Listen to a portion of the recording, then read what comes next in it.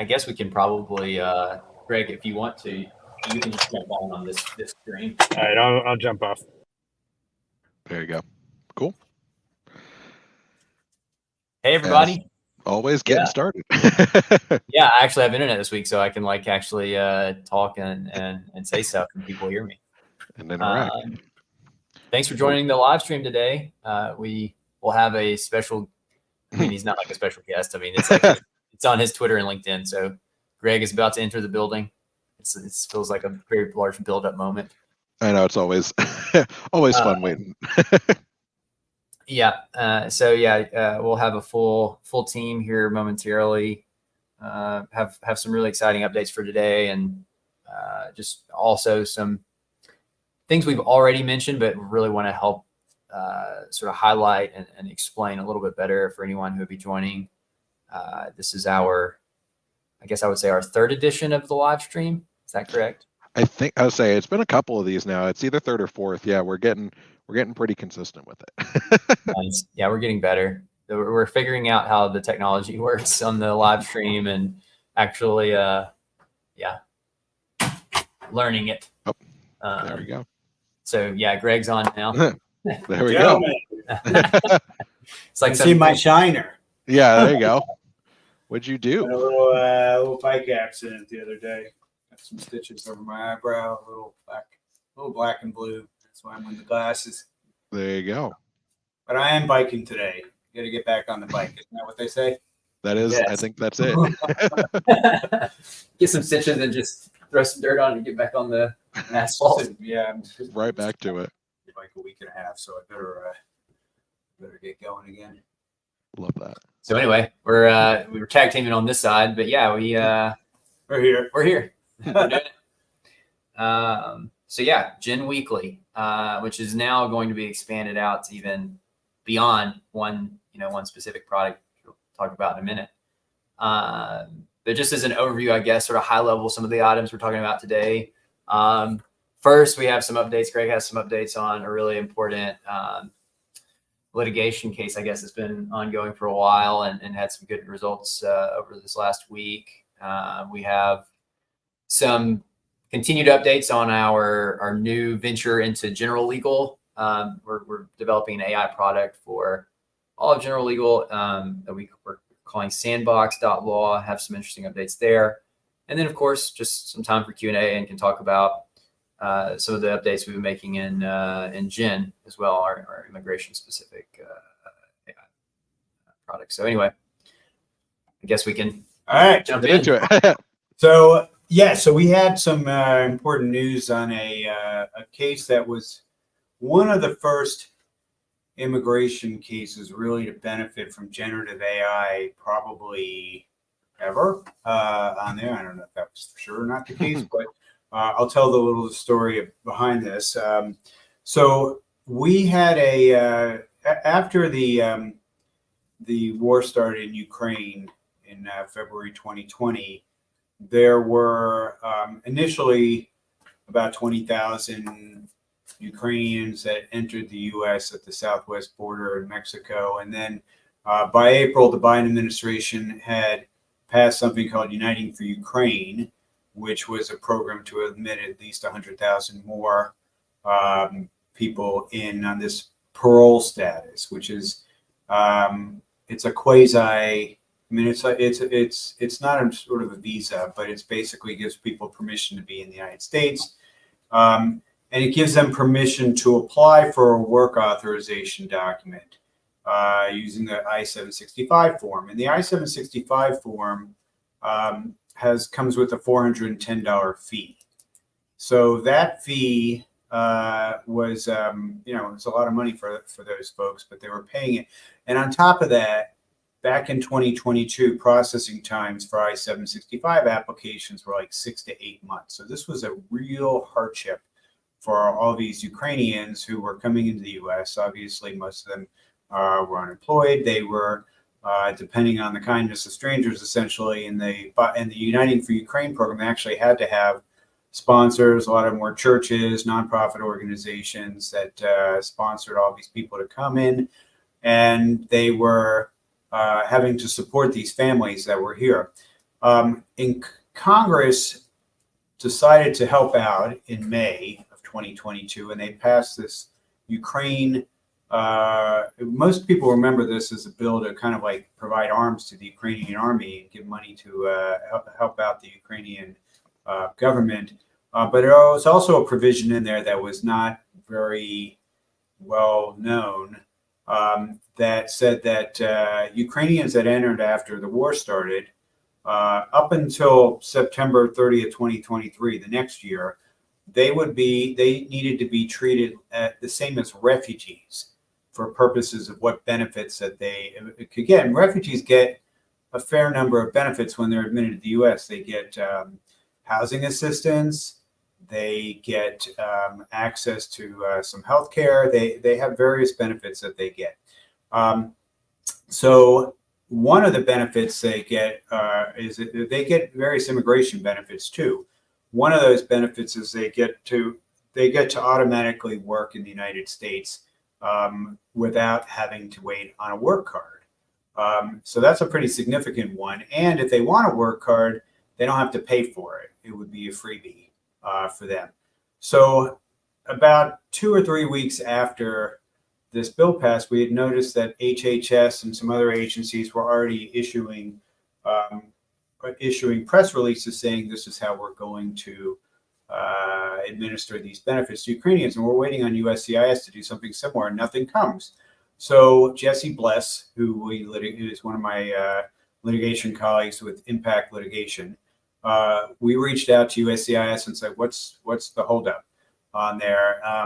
They didn't think that this law applied to them. They thought it only applied to the Health and Human Services administered benefits. We pointed out to them that Congress did include a provision in there that said one immigration benefit was off the table. That was green cards. Normally, refugees can get a green card after a year. So we said, well, if they mentioned one immigration benefit, it means that immigration was considered. They could have just said this doesn't apply to immigration benefits. But if they just say one immigration benefit is not available, then the plain reading is that other immigration benefits are included. So we made that argument. We waited 2 months with the Immigration Service basically ignoring our arguments. We went on social media, we complained, and then we filed a lawsuit. And it was called Shumalina versus DHS, I think. Shumalina was the plaintiff. And that case, we filed in August 2022.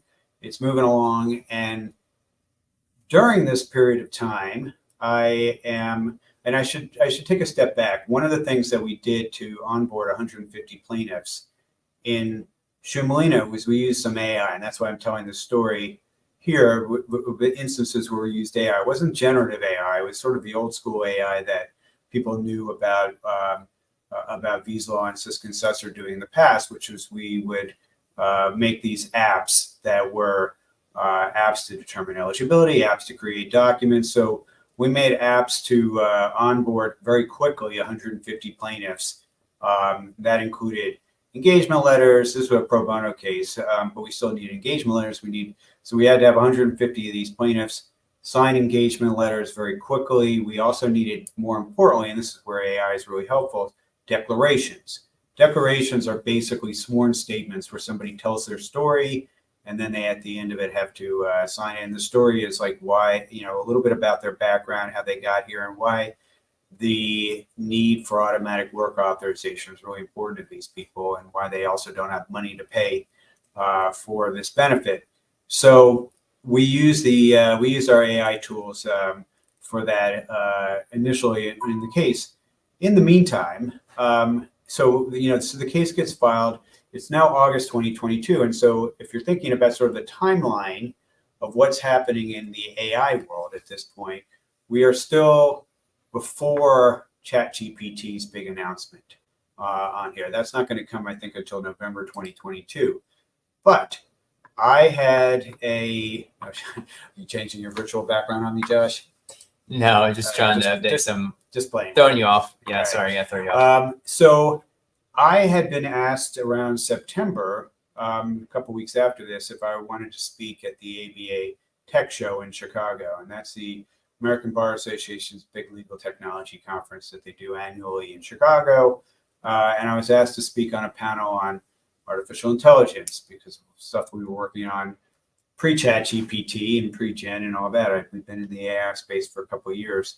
And I was asked to be paired up with a guy named Pablo Arredondo. Pablo is somebody that I'd heard his name. I really didn't know him or know much about him, but learned that he was a co-founder of Casetext, which was an online legal research company that had been around for several years. And so Pablo and I, as we do, even though the conference is not going to be until the beginning of March, we meet initially and start our conversation to introduce ourselves to each other and figure out what we're going to be talking about for an hour at this conference. And so we get on a Zoom, and Pablo showed me something that I thought was rather incredible at the time. It's still incredible, but he showed me a preview, an early version of CoCounsel, which was the first generative AI legal research product. And this is in the fall of 2022. This was before ChatGPT. And what I didn't know is that they had already been, their product was already using GPT-4 before ChatGPT was even released. And 4 was something that didn't really come out for several months later. I think February or March, 4 came out.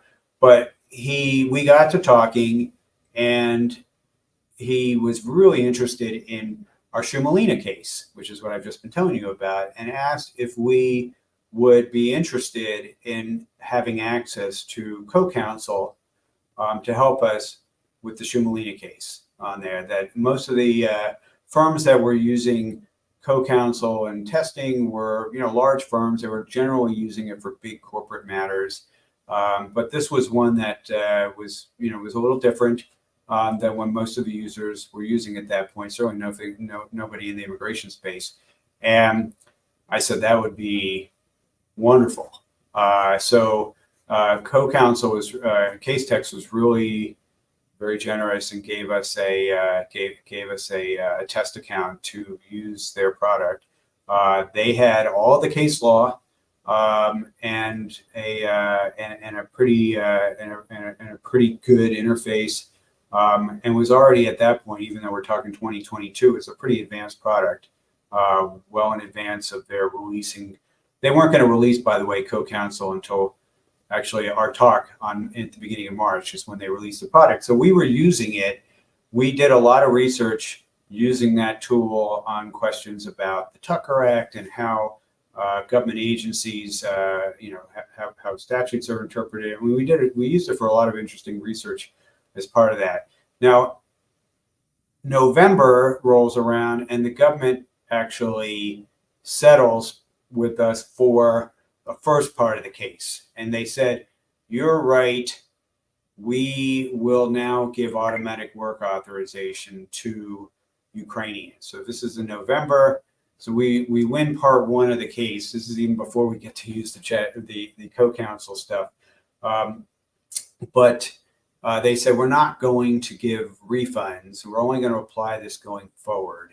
And it's like, but we're not waiving any rights to file a second suit if we want to deal with that issue somewhere else or in a different court or in a different suit. So we said, okay, let's get the quick win and get these people, at least get these people working.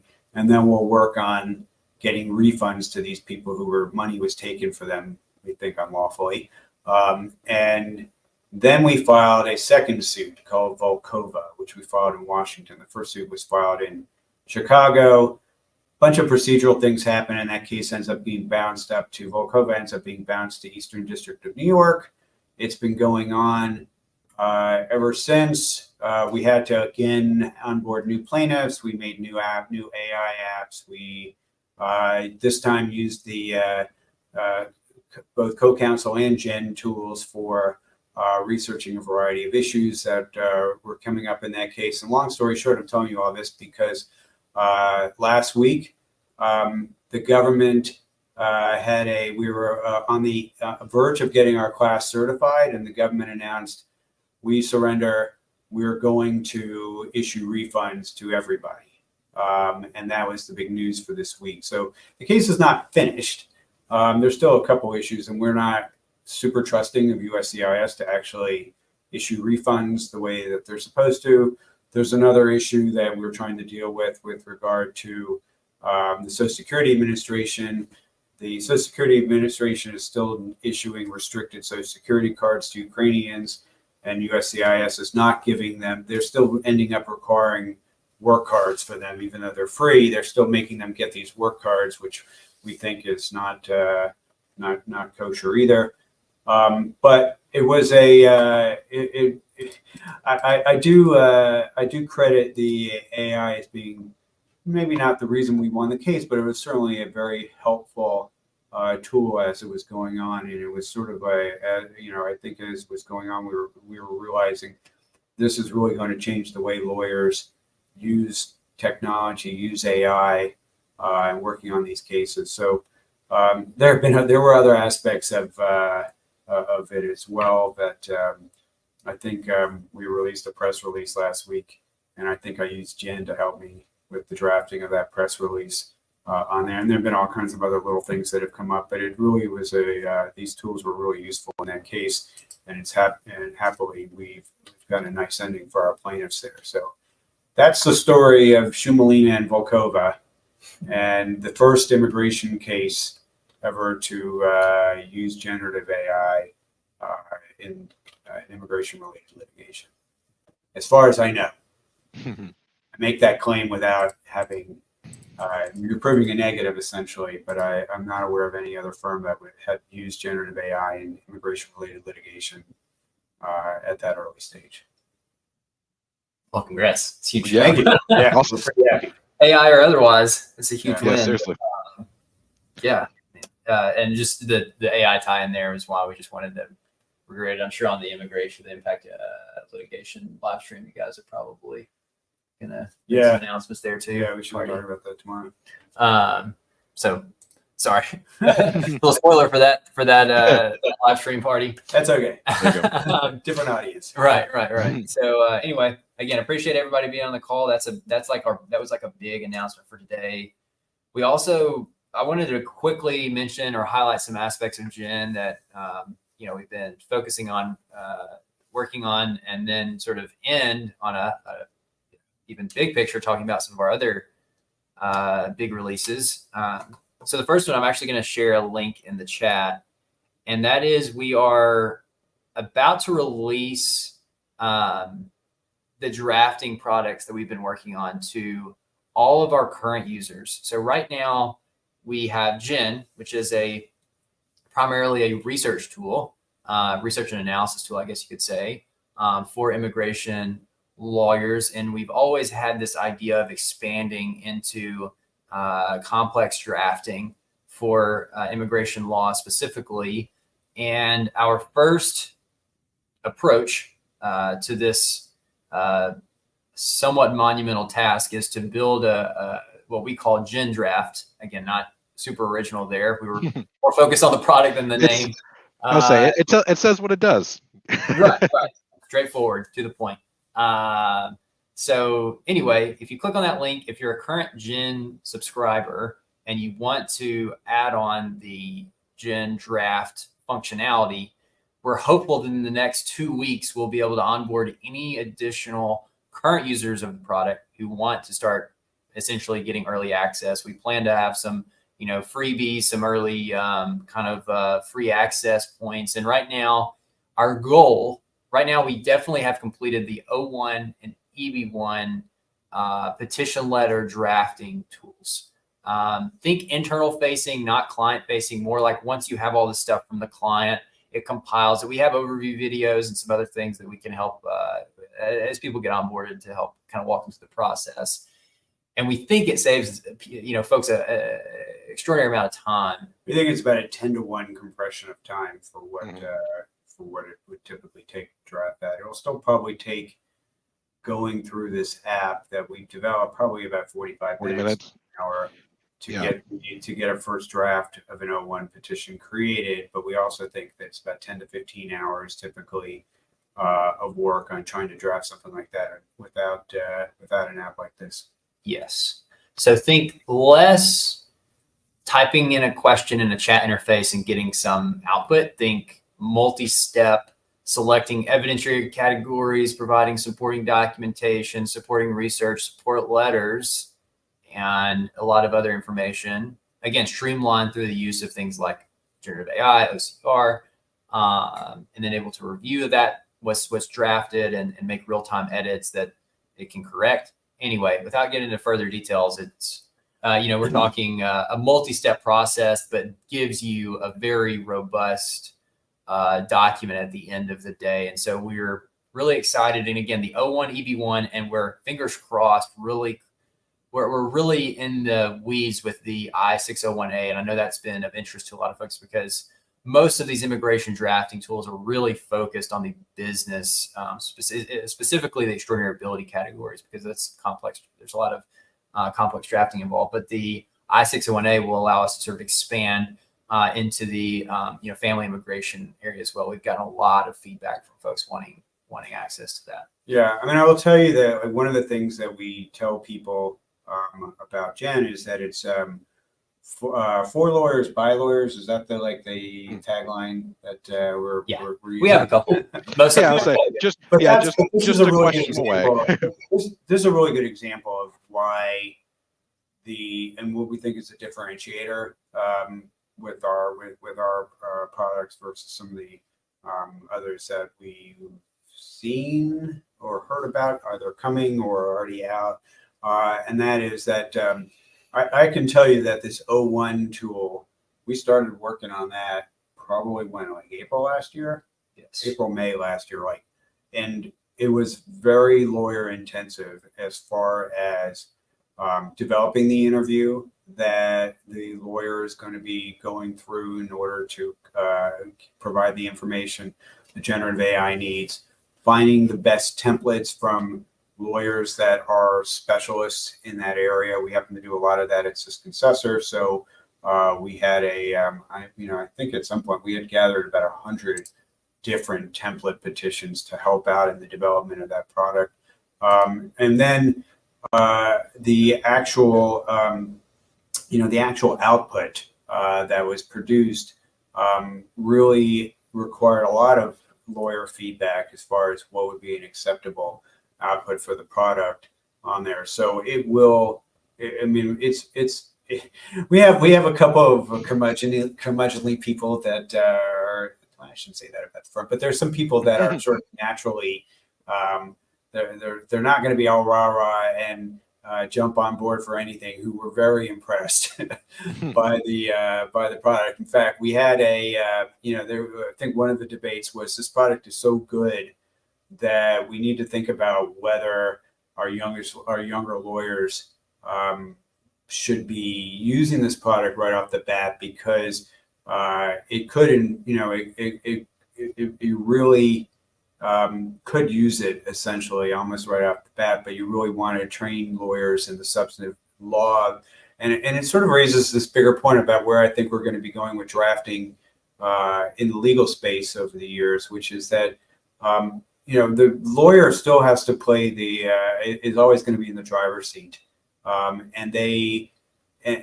there have been actually studies that that people who actually have substantive knowledge in a particular area of expertise are the ones that actually benefit the most from generative AI. It's not necessarily, I mean, it is helpful to newish lawyers, but lawyers that really understand the subject matter well can get a much bigger productivity boost with these kinds of tools than somebody that's newer who maybe doesn't know the difference between a substandard document and a superior document on there. But a lawyer who's really experienced in the area will see the difference on there, and that's and the testers for the product, a lot of them are very experienced one lawyers, so we're going to be getting feedback from them before the product is fully on the market. But it is I'm excited about it. I really do think that this is going to change the way we practice law even more than the AI legal research stuff that's coming out. This is the bread and butter, everyday stuff that lawyers work on. The fact that it took 9 months, I guess, working on this first product on there tells you that it is not something you can just push out really easily on there. It is the development. We think the development time is going to get faster and faster for each of these products as we just get more experience developing them. But it is just it's a fairly intense process as far as lawyers and technology professionals working together to be able to produce it, and then obviously, the users on the testers on the back end. But that's what's coming very soon. We'll have it, I guess, Josh, for demo at the ALA conference in June. That's coming up. But our early gen subscribers will have access to it before then, which I think is a pretty great thing. I think so too. Yeah, I mean, one of the reasons for that is we really want to expand our feedback window. We definitely have had some early adopters of Gen as a technology for their law practice and for law practices, and we want those same folks giving us feedback on should directionally there's some different ways we can go, right? Like with the drafting tools and like what we prioritize. And so we definitely want our current users to inform some of those decisions. So we're really excited. I think to sum it all up to say, I think one of the big barriers is, again, the way that a lot of folks have conceptualized, ChatGPT and these other tools. It's just like a really simple, like chat, just sort of, it's like magic, just type in a question, get an output. This drafting solution is not that. It's not, hey, give me an O1 letter. Here's my client's name, like boom. Because the reality is like you couldn't do that with a legal, like a support staff member or a legal staff member, right? You would have to actually give them all the substantive stuff. You would actually have to show them the type of document that you want to get in exchange. So it's not just give me an O1 petition letter, boom, there it is. It's like, yeah, it's going to take you some time to walk through. And I think that's going to be the learning curve for people now that the folks who have grown in awareness of generative AI as a concept and how those interfaces normally work. That's what I think is going to be kind of interesting from a training standpoint. There's a reason why. I mean, there are some tools out there that I think essentially write me an O1 application and ask you a couple of details about it. The reason why, there's a couple of things that companies that sort of like take that approach, I think you need to be careful about.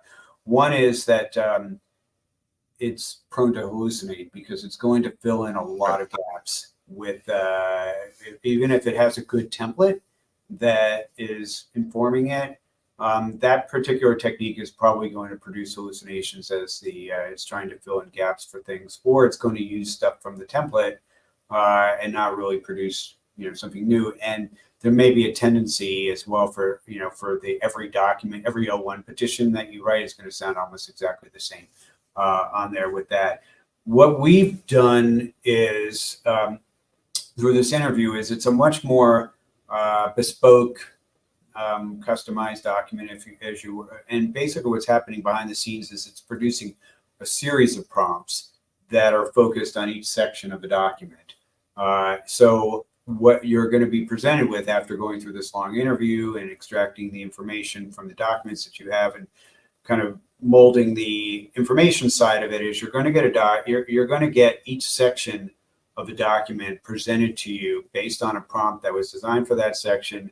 And you're going to make changes in that particular section. You're going to see the exhibits, for example, as well included in the text that you're going to get. So you're going to be marking that up. Any changes that you make are both backward and forward looking. So the next section of text that you're going to get to edit will reflect any changes that you made in the previous one and vice versa. And then at the end, it's all basically put together with a nice exhibit list as well. And then one other part of it, Josh, I guess this is going to be in the debut part of it, is it's also going to help produce the support letters that are needed for the case as well. So the original, actually, that's something that's new. That was in the original versions of this that we're working on, we're all focused completely on the final, on the legal brief, the petition letter.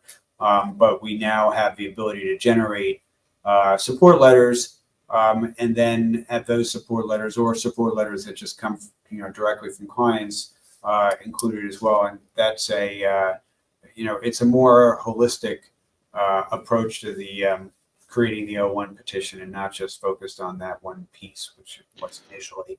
So that's also kind of nice. Yeah, and I think, feel free to look at our website. I think we try to break it all down, sort of like what we're doing and how, how it differentiates from maybe some of the things you use case management for. Like what we try to do is we try to be at the interchange of like data collection, form population. And then we feel like, okay, that's where we can step in. It's like you have a lot of this initial documentation.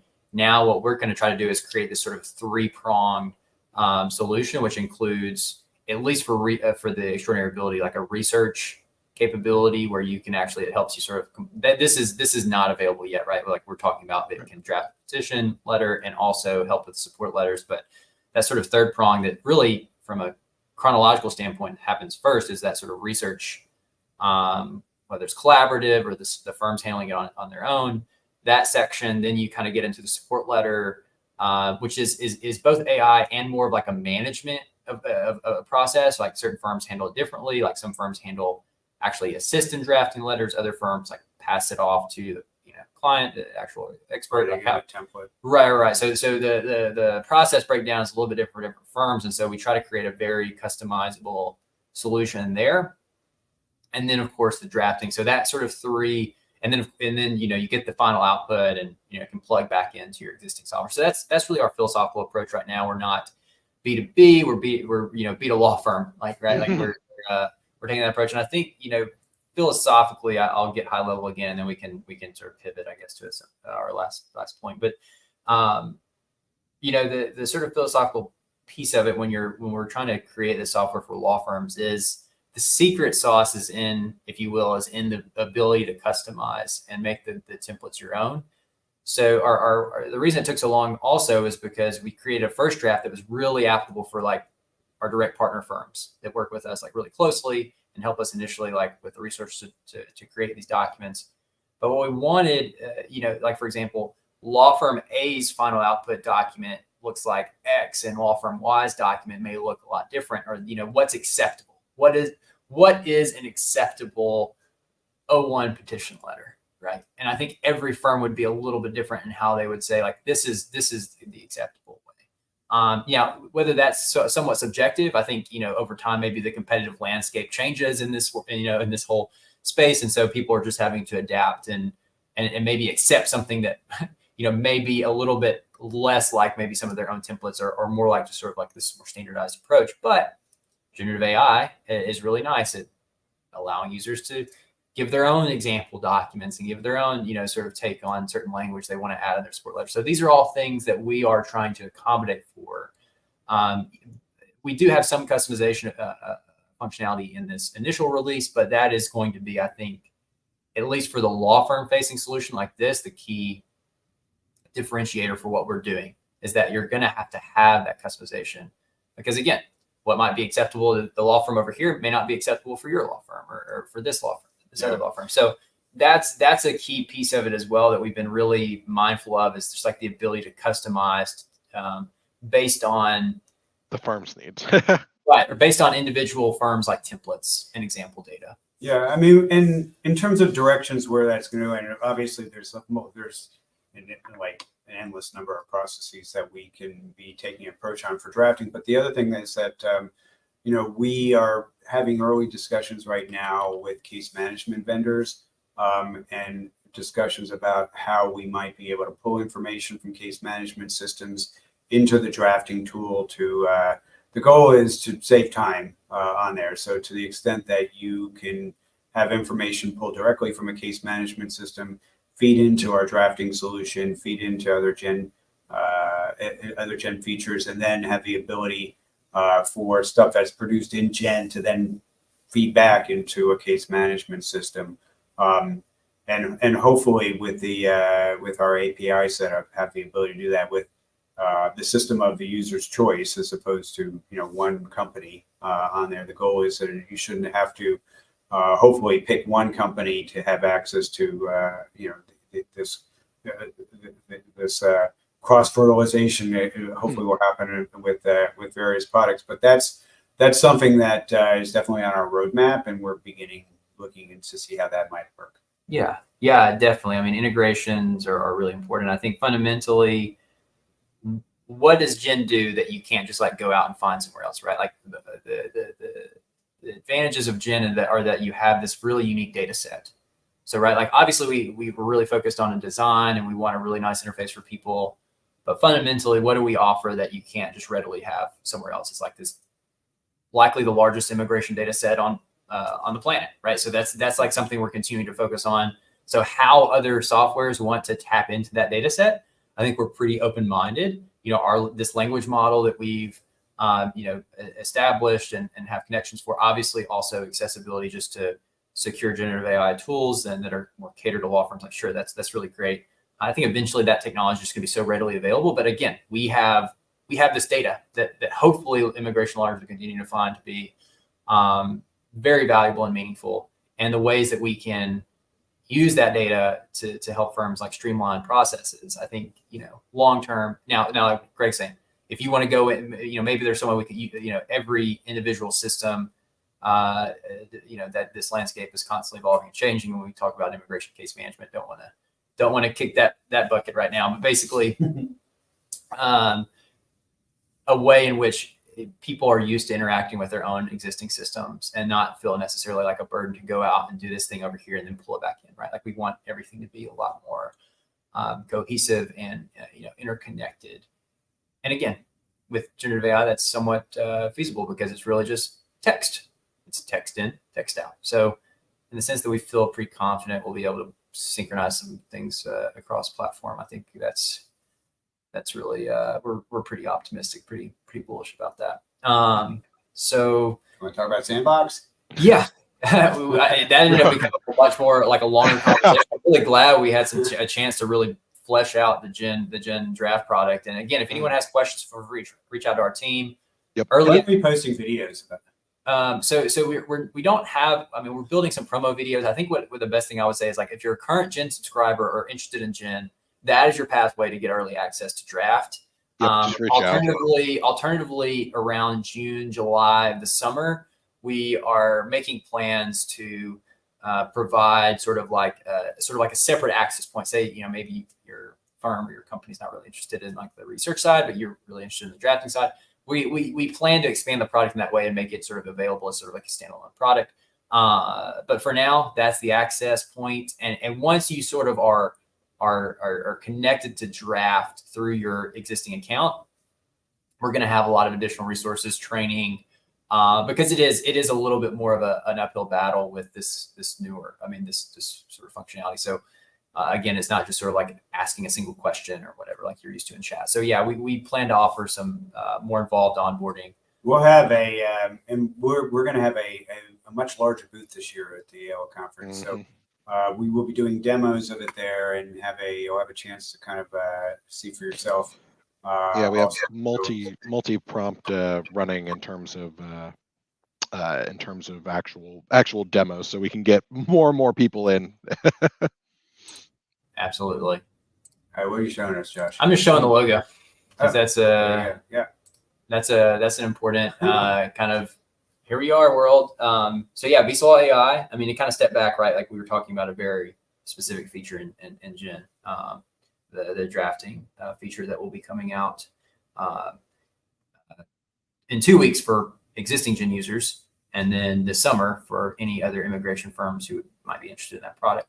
But basically, sort of we're kind of zooming back, or like this call, what we've been doing is just sort of like gradually like zooming out. And so now we've zoomed out past Gen draft, all the way up to like sort of what is our company about. And we have recognized over time that a lot of the features, the early success we've had in the immigration space, and because of the fast moving world in which we exist with legal AI, and how the market's just constantly evolving, and the, no telling hundreds of AI companies that have been added to the legal tech world since probably the beginning of this year. I don't know, maybe more. that we feel like we do have a valid use case for general legal.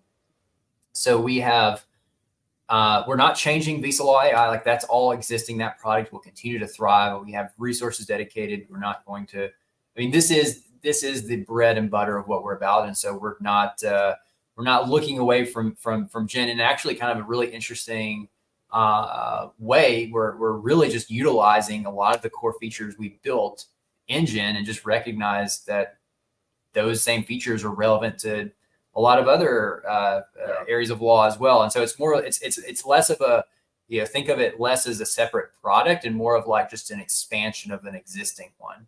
So that's why we're announcing the release of sandbox.law. As of really, we mentioned it last week, but now we are really hyping it up. We have our first test firms are using it now. There is something that we're adding to Sandbox that we're also going to be adding to Visalaw soon, which is a 5th mode. And so the 4 modes that we have in Visalaw.ai are, we have our law library, we have our private GPT, we have document Q&A, and we have summarize and translate. We're going to be adding a 5th mode on firm library. And the idea here is that the personal library and the document Q&A is, and that's probably what we're going to change the name to, is personal library. But document Q&A is, the individual lawyer uploads there, and they use generative AI for all kinds of tasks. With the firm library, what we're going to have is a law firm will be able to put their entire set of materials across their entire firm, and any user in the firm will have the ability to use generative AI to be able to run tasks on documents that are coming from the firm, as opposed to every lawyer being siloed essentially in their own firm with the tools. So that is that's something that has been requested by some of the law firms that are using Gen already, and we are building out that capability. So that's going to be in both Sandbox and Gen at the probably coming out at about the same time for that. And that's, I think, going to be, provide a nice additional level of functionality that both products are going to have. The legal research product is going to be, and Gen is always obviously the focus, and most people, like, they're interested in it, is all the immigration content that we have. And as Josh said, I mean, we have 160 some odd thousand files, and some of those files themselves are a couple thousand pages. So we, if I had to guess, I'd say it's definitely over 1 million pages of materials that we have in Gen. We are adding something really big that is going to be in both Sandbox and in Gen, and that is all the federal and state case law, and then hopefully soon the statutes and regulations as well, across the whole country and across all 50 states jurisdictions. That is that's a bear of a project as far as getting that done, but we are hoping that we'll have that available in Gen also by the annual meeting in June, and hopefully similar time or sooner than that for Sandbox. It'll be around the same time for both on there, but that is something that is going to really expand considerably the capabilities of what you can be doing in the product by having that additional set of data that's available. So I'm really excited about that, and that's and I think that that's going to make it a fairly compelling product. Having all 4, having the 5 modes in Sandbox, we were thinking, well, it's really going to be maybe a lot weaker than Gen as far as legal research goes, but now we think it's actually going to be a fairly compelling legal research product, as well as and Gen itself is going to be, dramatically improved just by having all that. There's, I think, 7 million cases that are going to be added in, and we're getting a completely separate server just to house all that data. It's so vast. So a lot has to happen. The developers are working on it. They have an approach that should work pretty well, and we're just anxious on our side over here to try it out. Yeah, yeah, absolutely. I mean, there's so many use cases we've heard and feedback we've received about the desire to have just a general case law. We do have some of the case law in there for specific cases, but the immigration cases are in there. Yeah. And the administrative cases are all in there. So we have 100,000 plus AO cases. We have all the BIA cases. We have all the OCAHO cases. But the actual entire breadth of case law is something that right now most people don't have easy access to that, at least the immigration bar and a lot of other lawyers. Yeah, and I think there are definitely use cases, especially when it comes to like court-related work. Sometimes folks refer to it as like immigration. We've had a lot of users in that space that have mentioned they want just access to see some of that stuff. So anyway, we think it will provide value in those in certain specific areas. And again, in the general legal world, I think the case law is kind of table stakes now.